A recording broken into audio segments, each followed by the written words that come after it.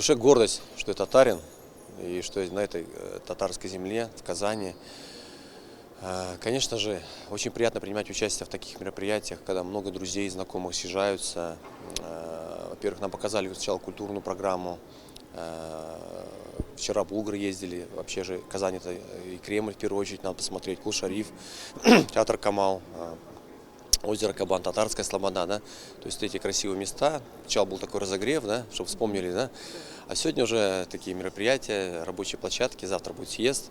Конечно же, очень приятно, что нас так встречают, гостеприимно, вся программа продуманная, вот, и здесь встречаясь, конечно же, мы не только улыбаемся, радуемся, но и обменимся опытом, потому что съезжаются татары не только с разных уголков нашей страны, но и со всего мира.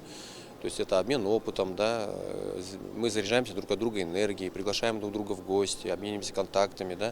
То есть вот это необходимо, конечно, такая консолидация татар для того, чтобы какой-то вектор развития на будущее, да, определять, вот, развиваться. И поэтому очень много положительных эмоций, очень приятно, что так вот встречают. Мне очень приятно, я очень рад.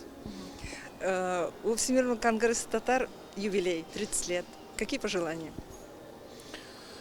Хочу пожелать вообще коллективу как Конгресс татар, так и всем татарам, конечно же, крепкого здоровья, процветания, оптимизма, знаете, такой какой-то даже целенаправленности, упрямства для того, чтобы продолжали двигаться в этом направлении, продолжали развивать татарскую, ну, сохранять татарскую культуру, сохранять обычаи, языки, для того, чтобы, ну, чтобы язык не пропал, чтобы культура не пропала.